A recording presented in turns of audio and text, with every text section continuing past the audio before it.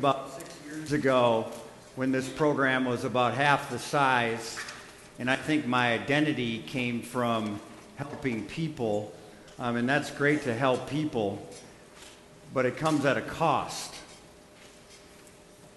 And I've been doing this for 12 years with thousands of people that have come through these doors, and people get what they want from you, and then they leave you.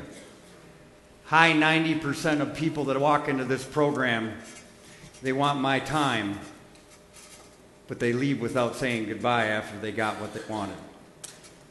And I'm not going to be done like a punk no more. It ain't going to happen. Many, many years ago, I would sit and watch people bring me their stuff. And I've watched them get restored in happiness, and they took my time. And I came to find that I ain't got time for me. A high percentage of addicts and alcoholics come, they take, and they leave. But while they're here, they want to suck you dry. So I ask you the question, it just happened to me this week. When I look at Bishop Jakes himself teaches Monica and I this. Bishop Earl teaches Monica and I this. Please don't get offended. There's only 24 hours in a day. And when I teach this message, I spend many hours studying to try to help you. Try to help me. But if you're here to just come and take, and then leave without saying goodbye and be offended while you're going out the door, you're not going to get my time. And the reason why I bring this up, because it's a character issue. It's a defect of character.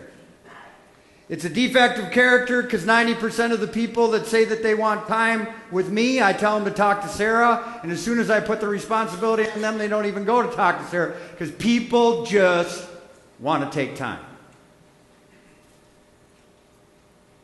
And my time, and I'm not gloating on me, I'm a crackhead, knucklehead, I could be high tonight, I'm not what I'm saying is this, that several hours went into studying for this message. That was time. In 12 years, I have never seen one person but Jeff stick up for me after a Sunday night, after preaching 2 services, after studying 30 to 40 hours for those messages. Jeff, stand up.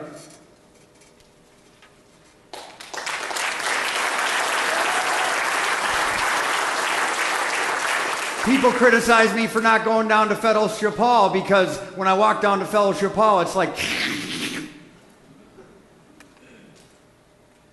And I walked down there and somebody, not because they were a bad person, just started drilling me for questions. And Jeff said, "Hold on! Can't you see that he just preached a message?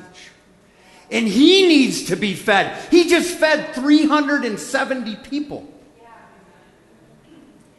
Leave him alone."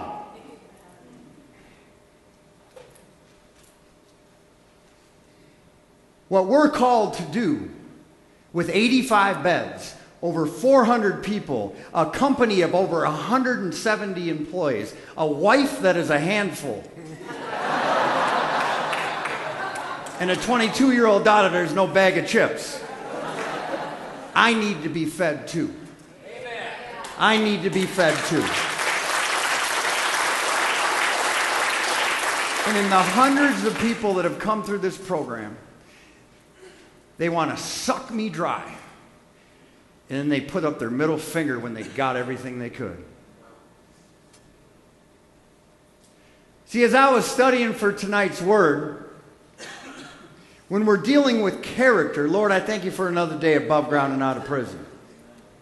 I thank you for my peace that I can confront what needs to be confronted at the risk of somebody not liking me, to protect myself for the greater good of the hundreds of people that come to this ministry and to this church. And I'm not going to get weighed down by somebody else's envy or their opinion because they couldn't get 5 minutes with me.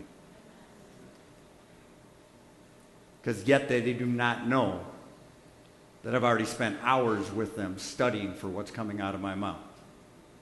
Because somebody did that for me. and I will do that for them. But I'm smart enough after all these years not to deal with these fly-by-nights that come in and want to suck you down and then say, sayonara. Lord, I pray that everybody under the sound of my voice identifies those people in their lives that suck them dry.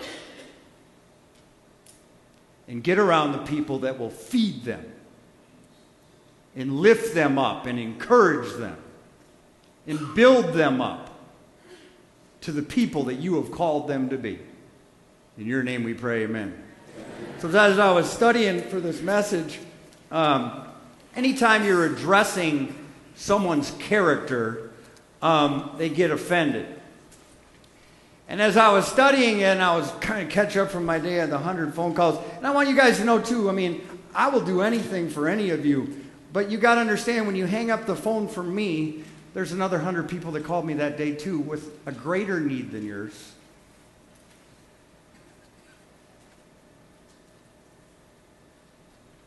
But when you look at the word offended, as I was preparing for this message, when we're addressing character, because I believe the reason why we relapse is because we don't have character. If we had character, we would work a program.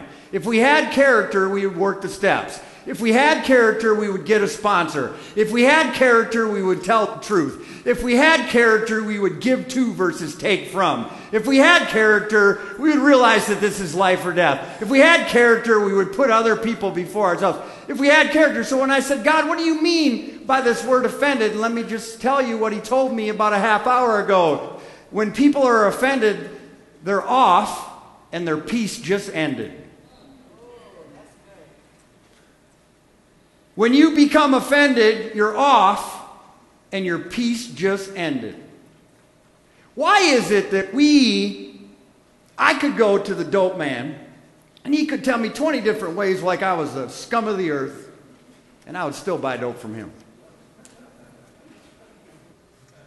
You down and dirty, you owe me. You can't believe I heard you went over South Side when you owe me.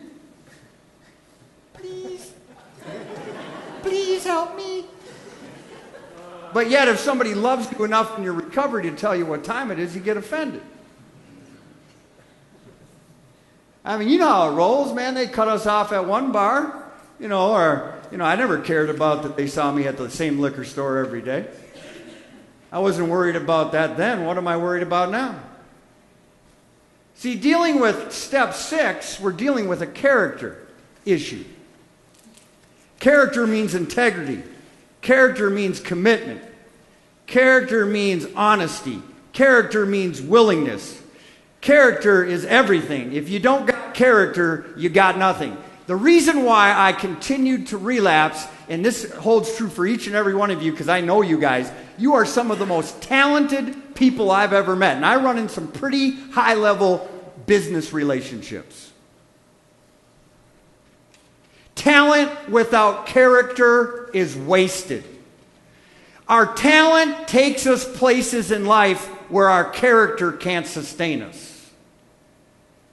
Everybody wants a blessing, but we don't know how to handle the blessing because we don't have the character. So the first step says we admitted, we're just going to do a quick recap, we admitted that we were powerless and our lives had become unmanageable. You know what I say all the time? Most likely, you needed help admitting that you were powerless, hence the word we, not I admitted.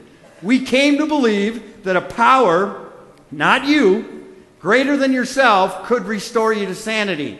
Our issue is not addiction. Our issue is our issue is you. I'm the issue.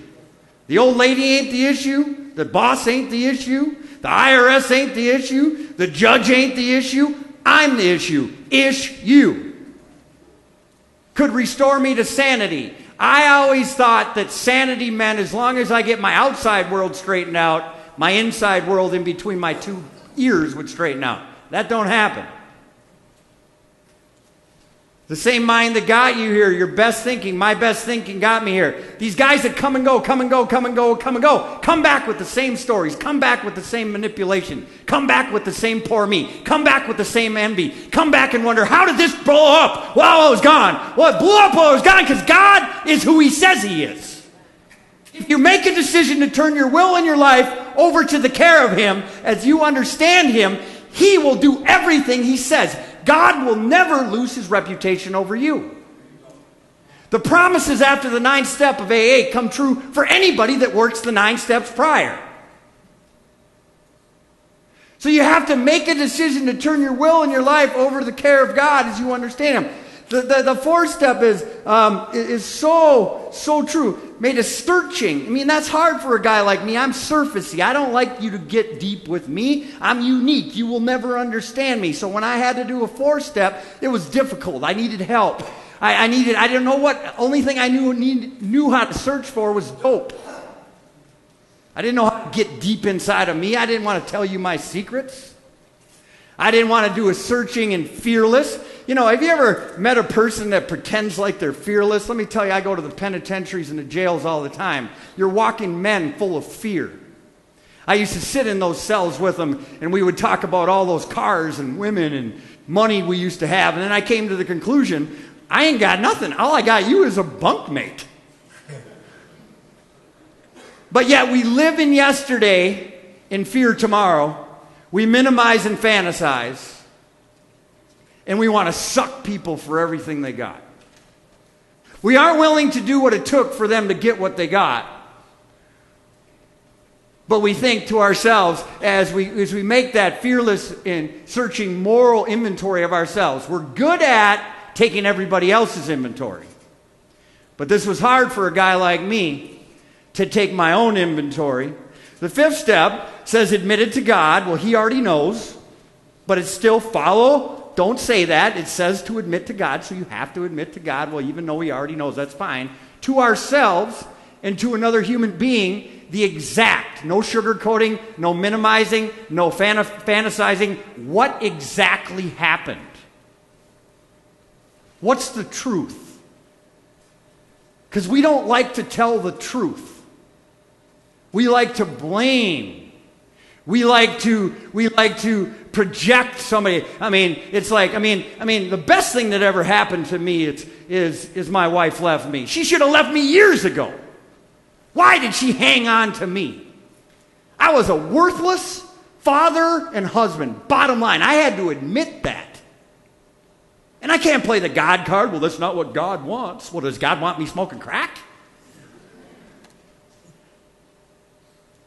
See, the key is that we need to admit, just like we did in step 1, to God, to ourselves, and to another human being, the exact natures of our wrongs. Now, that was hard for me, too, because I was a liar.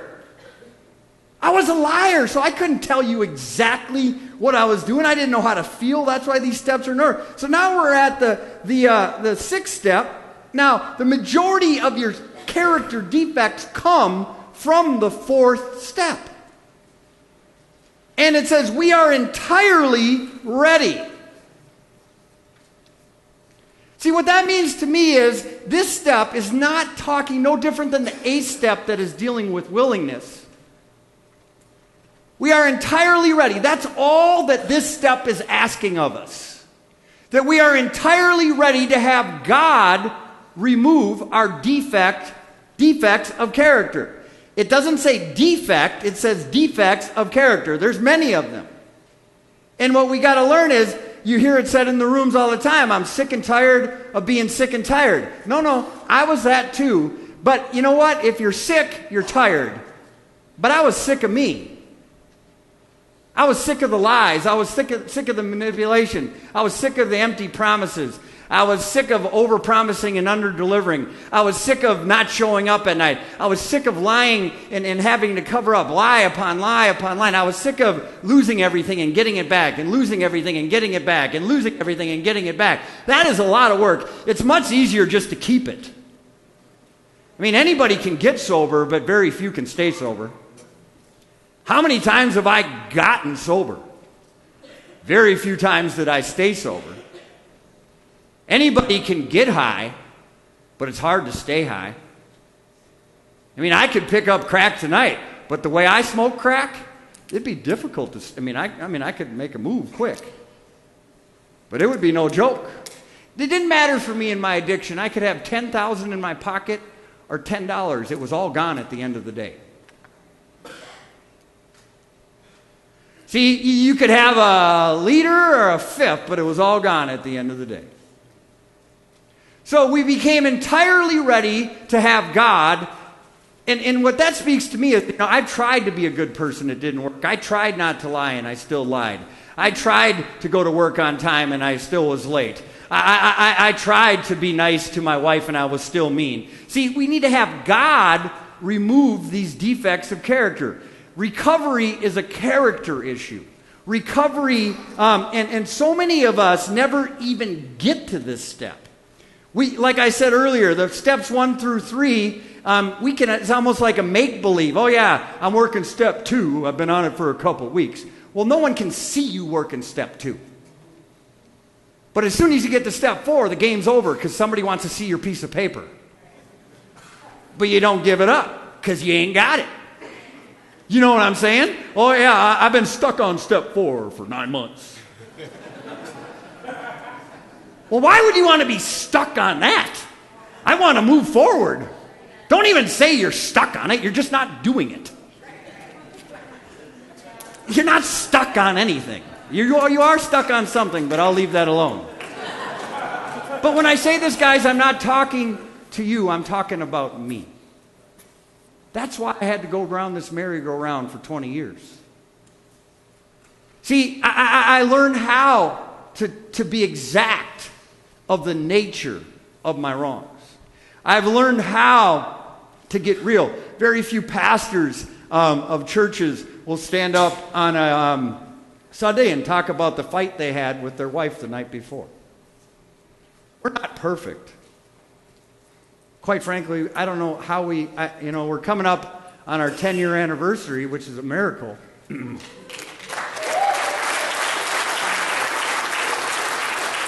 And for two people that relationships were screwed up because they were in them, made it 10 years is only an act of God. I didn't know what relationships were. I didn't know what I was more loyal to the streets than I was my own family.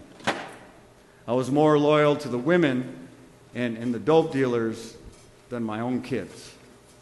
There's something wrong with that. The ride or die was with somebody that would shoot me in the back of the head in a moment's notice versus my own wife. That don't make no sense. That's a character issue. It's a character issue. So the 12 and 12 now is talking about, I know it's quiet in here, I love you, God bless you, praise God, hallelujah. I love you enough to tell you the truth.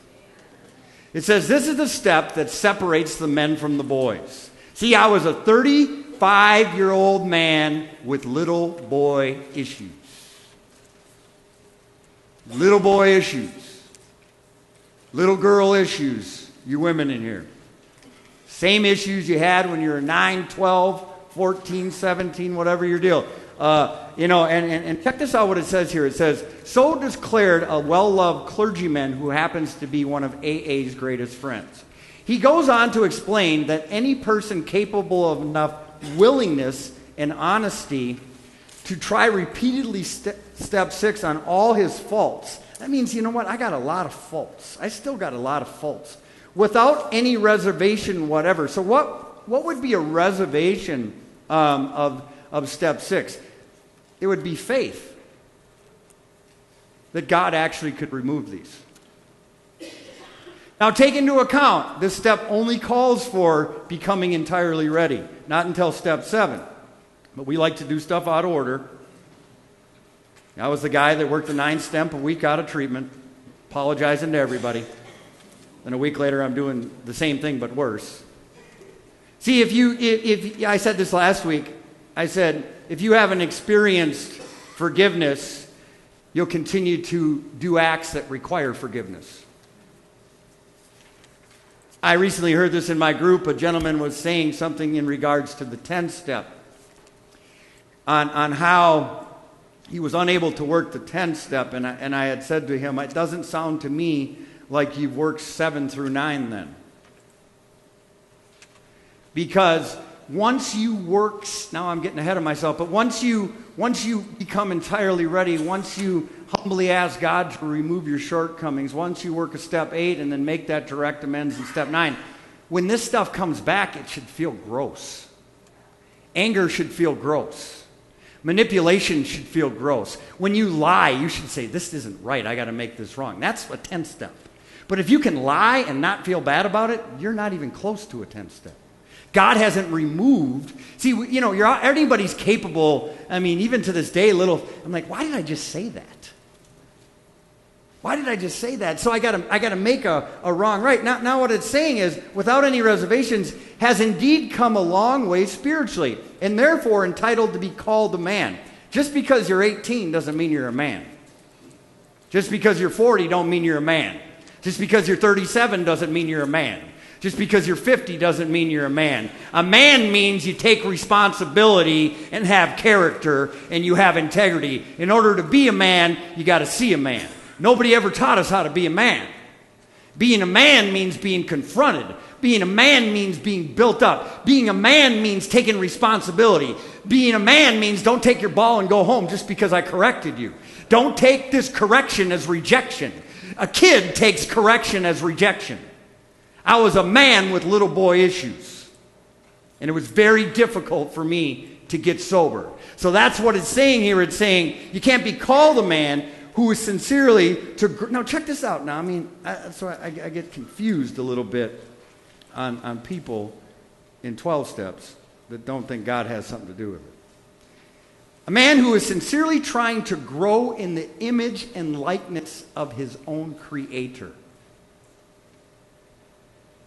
Once God takes this stuff out of you, you'll be the real person that He created you to be. You're good. You're good people. This stuff has got to be removed. And it says, of course, this often disputed question of whether God can and will, under certain conditions, remove defects of character will be answered with the prompt affirmative by almost AA member. My own willpower wouldn't work on alcohol. Change of scene, best efforts from family, friends, doctors, clergymen got no place with my alcoholism. More or less what that's saying is willpower doesn't work. AA have become entirely ready to have God remove the mania for alcohol for their lives. And God has proceeded to do exactly that. I mean, and think about that. If God can do that, it says, having been granted perfect release from alcoholism, something that I couldn't live a minute without, why then shouldn't we be able to achieve the same means of perfect release from any other difficulty or defect? If God could take the one thing that I didn't think I could live without, why can't He take my anger? Why can't He take my envy, jealousy, manipulation, lying? He can. I just won't give it to Him. I just won't give it to Him because I don't think that's my problem. I think that alcohol is my problem. I think that crack or heroin is my problem. See, alcohol, drugs, gambling, sex is a symptom. You got to get to the root. It's a thinking. It's a character. It says AAs have become entirely ready to have God remove the mania, as it said. So step 6, we're entirely ready to have God remove all these defects of character. Is AA's way of stating the best possible attitude one can take in order to make the beginning of a lifetime job, and that's what we don't like. This is going to take a lifetime. I'd rather not even entertain it. Because we want it, and we want it now, and if we can't get it now, we're going to do it our own way. And we think our problem is alcohol. But we soon come to find that these things come back. It says, this does not mean that we expect all our character defects to be lifted out of us and as the drive up to drink was. A few of them may be, but with most of them we shall be content with patient improvement. Another thing I'm not very good at. Not very patient. So maybe impatience could be a character defect. Have you ever asked God to help you with your patience? And then God puts you in a situation that requires extreme patience. See, that's how we learn stuff. And it says self-righteous anger also can be very enjoyable. In a perverse way, we actually take satisfaction from the fact that so many people annoy us, for it brings us a comfortable feeling of superiority. Gossip barbed with our anger is a polite form of murder by character assassination, has a satisfaction for us too. And the thing is that we do those things to make ourselves feel better. People that get offended, people that judge, people that gossip, like Bob said. What Bob meant, when he said there was like, Bob, we love you. We're here to help you. Help us help you with your pain. But sometimes in my previous life, I would hold on to my resentments because if I had shared them with you, there might be a risk that I could possibly be wrong. And I don't like to be wrong. But I had to learn how to get real and genuine about that. And that's what it's saying. It says, we live in a world riddled with envy. We always want what we don't have. It says, to a greater or less degree, everybody is infected with it. From this defect, we must surely get a warped yet definite satisfaction. Else, why would we consume such great amount of time wishing for what we have not? Why is it that we always want what we don't have? It's like the men and women's program, right? It's like God Almighty. You're talking about 50 men, and you're talking about 18 women. 18 women on the millions that are on this planet, but you got your eyes on one of those 18? It's insane. And we want what we don't have, but beyond wanting what we don't have, we're not willing to work for it. So we envy the people that got it. You will have no idea what it cost her and I and my 3 kids to get to where we are. But a lot of people want to judge and criticize. I had a guy text me yesterday, and I don't know why, because I love people and my heart's sensitive, and now I'm going to put his brother out on Front Street. I won't say who it is. But he told me how great, he's known me for 8 years, and he said, I've never heard you preach a sermon like that. I don't pay attention to all the people that more or less talk smack about you. Why do you talk smack about people? Why? To make yourself feel better. Are you talking smack about people that are under you or people that are over you? Out of envy. Because you want what they have, but you're not willing to work to get it.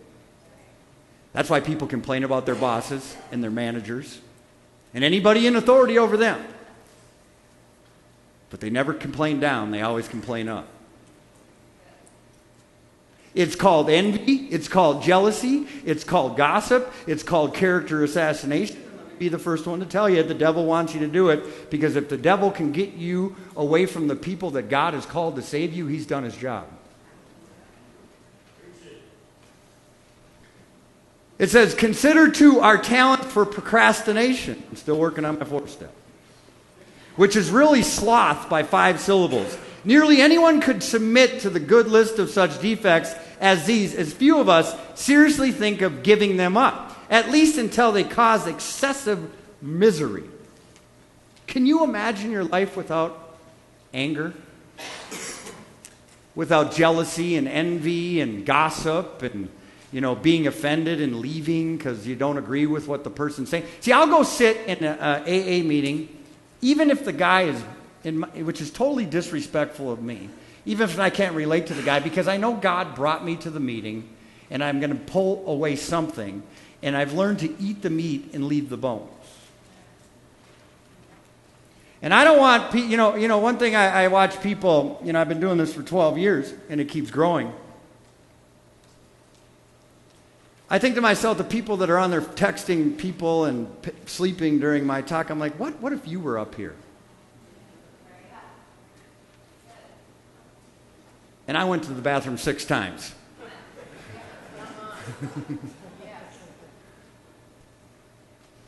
You got to be careful what you sow.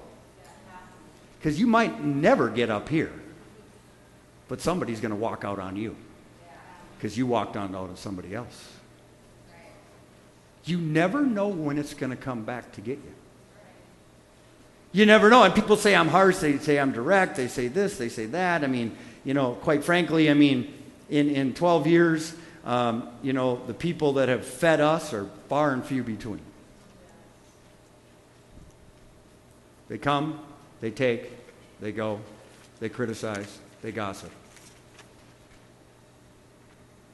And then they call back to get in. Don't be around that. And let me tell you something. If you're around people that gossip, when you leave, they're talking about you. You better know what's up. I mean, geez, I thought we came from the streets. I mean, maybe all of us didn't. I don't know. But what it's saying here is I'm getting off topic, but I just wanted to get really real because there's so many of you that truly are with us. And those that aren't, it's not that you're bad people, you just don't know how to be with somebody. And that's what the 12 steps can help you with. It's not that you're a bad person. It's not that you want to gossip. It's not that you want to criticize. You just don't know any better. So what's inside of you is coming out of you. You know, a person that judges is overly judged. Anybody that you see judging somebody else is judging themselves and sitting up all night long beating the crap out of themselves. So the only way for them to relieve that feeling of judging themselves is to judge another person. And it's so important. Now it says, so the difference between the boys and the men is the difference between striving for self-determined objective and for the perfect objective, which is God. Many will once ask, how can we accept the entire implication of step 6? Why? That is perfection. This sounds like a hard question, but practically speaking, it isn't. Only step one, where we made 100% admission we were powerless over alcohol, can be practiced with absolute perfection. So why do I relapse? Because I have not worked to step 1. I don't believe I'm powerless. I believe I can control it. I believe that day that I went and I said goodbye after breakfast and I went and got a hotel room with a bunch of dope, I actually thought I'd be home for dinner at 5. I did. I didn't show up for 6 months later, 60 pounds later, and in handcuffs for my 2 babies to see. Still didn't keep me away from the dope. Because I had to have something to medicate that pain.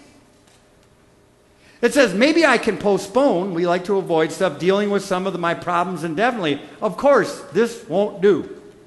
Such a bluffing of oneself will have to go the way that many other pleasant rationalization. At the very least, we can come to the grips that some of our worst character defects and take action towards their removal as quickly as we can. The moment we say no, never, our minds close against the grace of God. Grace is divine assistance that God will give you.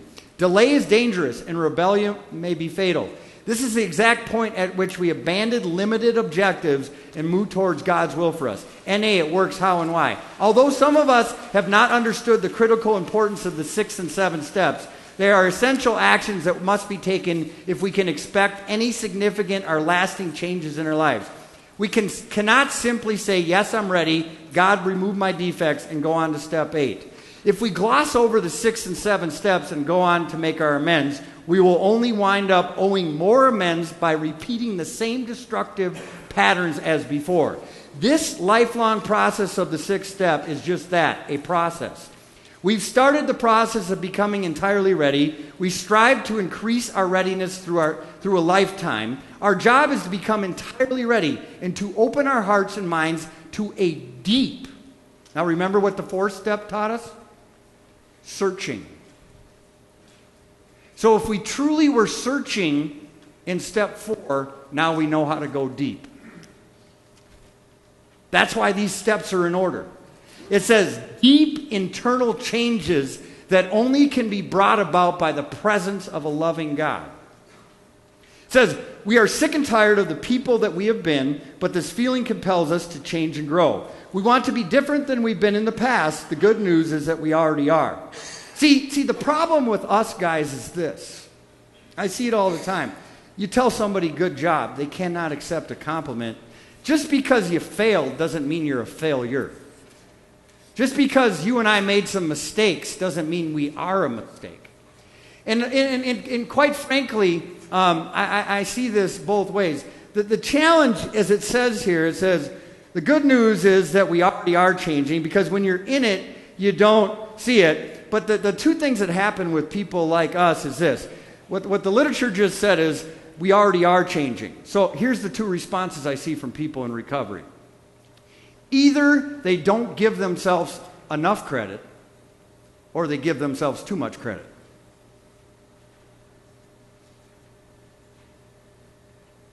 Why can't we hit the bullseye?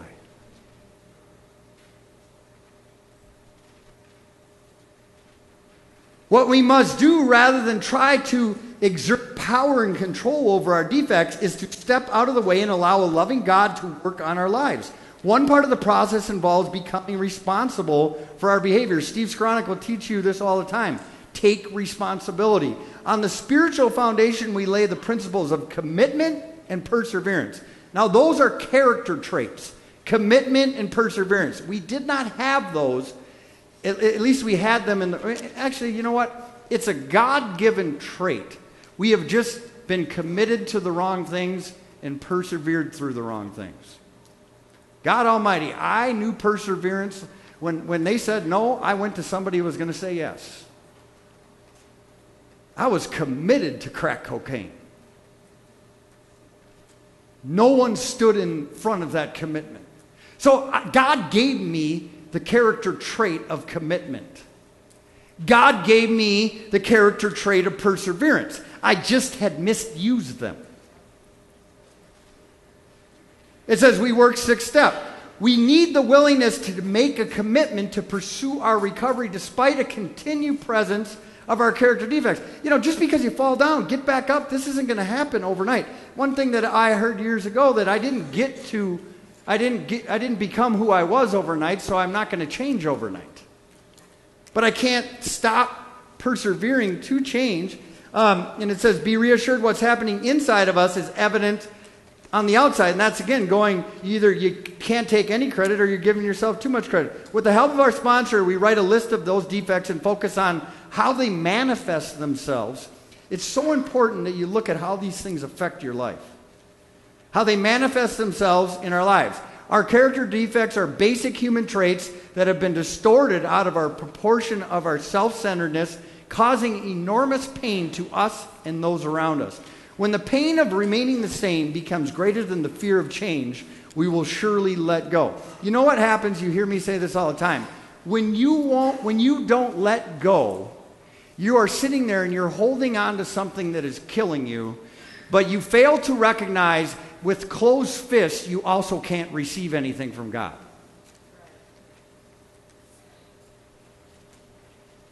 See, we've got to learn to let go. God gave me the vision for Easter service, and I don't know how he's going to pull it together, but I mean, there's certain things in us that need to die in order for other things to be resurrected.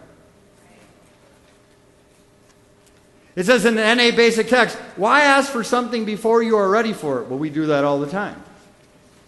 This would be asking for trouble. So many times addicts sought the rewards of hard work without the labor. Willingness is what we strive for in step 6. How sincerely we work this step will be proportionate to our desire to change. Now, if we go back to the obsession to use, in step 2 it talks about came to believe that a power greater than ourselves could restore us to sanity. Now, if God removes that obsession, how many people has he removed that obsession from? And there's a lot of you that obsession is still there. Just don't quit. God will take it.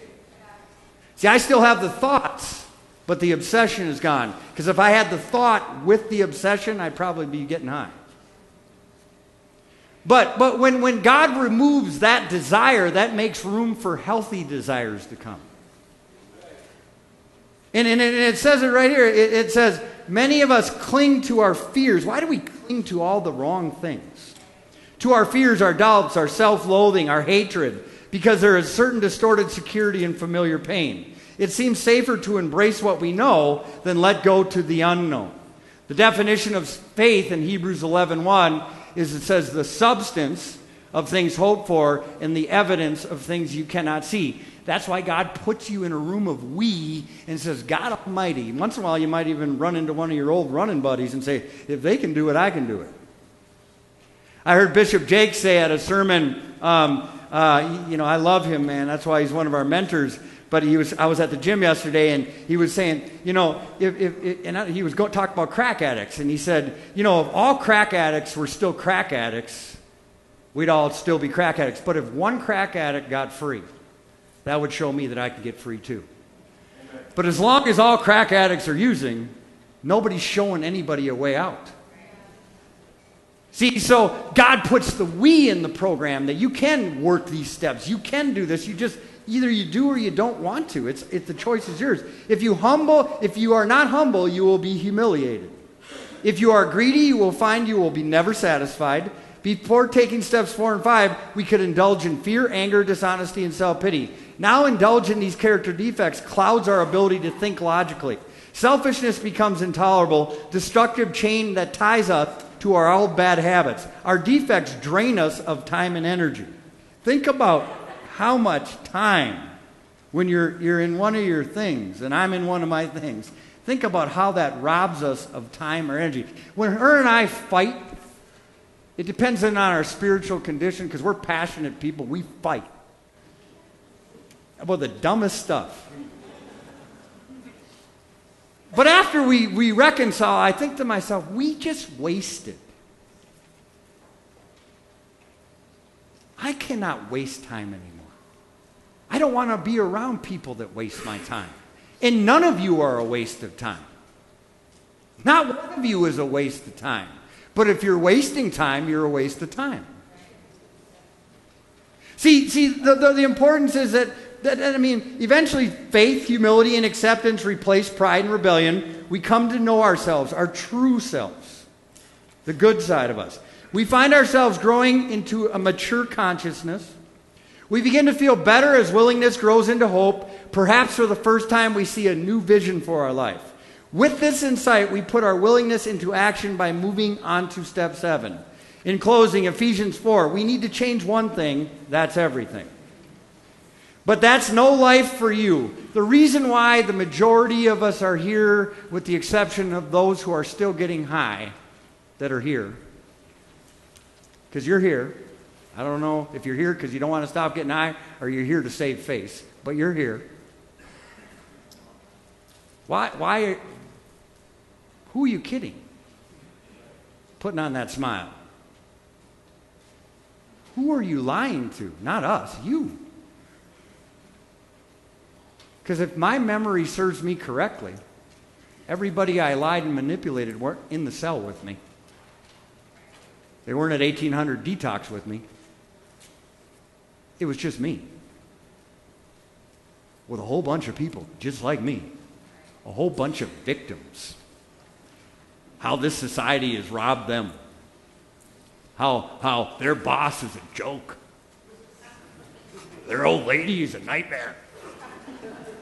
I mean, that's what it says on pages 63 about the businessman, I believe it is. I could be wrong. That says that sits in the Florida sunshine complaining about the state of the union. Are you kidding me? I don't care who or what is running what. We still live in the best country in the world.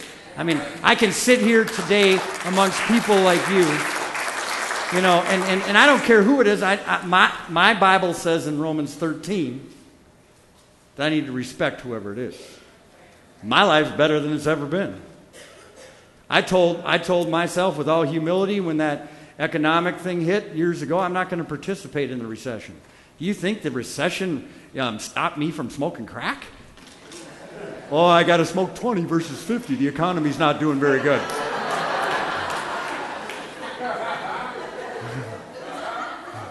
Well, it ain't going to stop me in my recovery either. We live in the land of opportunity. And who better than us to go after it? Who better than us? I mean, we're some of the most talented, creative, fun, awesome people ever. We just need to learn character. And it says, but that's no life for me. So when I was stuck in the crack house, when I was in jail, when I couldn't see my kids, when I was in front of the judge, I had to come to the conclusion that this is no life for me. This isn't for me. What am I doing here? The prodigal son says he came to himself. That he was in the pig pen eating worse than he's ever ate. I love what Brock used to tell me, and he's a hardcore crack addict, and I hope he's doing better. I pray for him all the time. He goes, I'd rather be a gatekeeper in the house of the Lord. So what are you willing to do, or is this above you? He says, you learn Christ. Check this out. My assumption is that you paid careful attention.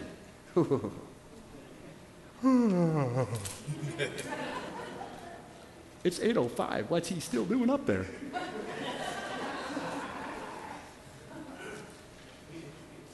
See, you used to look at your watch, too, at the bar, but you upset because it was 2 o'clock.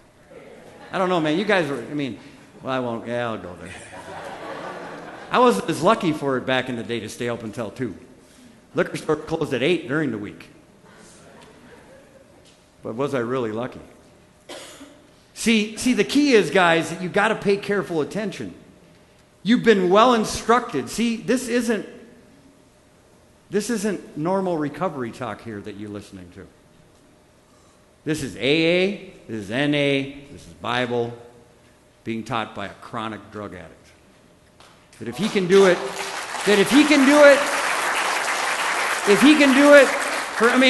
Mom, I don't know what gave me this flashback. My dad had hired, and I'm closing here, my dad had hired a private investigator to come find me. And they were tracking me down, and by that time I couldn't see, and my contacts were, it was just horrid up for like 3 weeks. And they had found me, and I was in a stolen vehicle. And I kind of saw something that I wish I wouldn't have seen, and it gave me that moment of clarity. And I took the stolen vehicle and parked it at the apartments. Mom, you probably don't even know this. And I'm 35 years old. My wife and kids are living in Plymouth in a nice house. I walked away from the company that I owned. And I'm driving a stolen vehicle. And I had seen something that day that will forever haunt me that now God is holding in heaven. And I've been relieved of what I saw. And I said, what has come to me? What have I come to? And I parked that stolen car in this apartment and walked up 35th Avenue, three houses in is where I grew up. And I walked in my front door of my mom's house, and she was just grateful to see that I was still alive. And she'd feed me for a couple days and put me in the back bedroom, and probably didn't sleep at all those nights, wondering that I was going to leave at any moment. And as soon as I got food in my stomach, because I hadn't eaten for weeks, I raided their liquor cabinet. I put the booze in the suitcase, and I took off again in that stolen car. That's no life for me. It's no life for me anymore. So I got to pay attention. It says, since then, we do not have the excuse of ignorance. Everything I do mean everything connected with that old way of life has to go. It's rotten through and through. Get rid of it. And then you can take on an entirely new way of life, God-fashioned life, a life renewed from the inside, working itself into your conduct, your character, as God accurately reproduces his character in you. God bless you.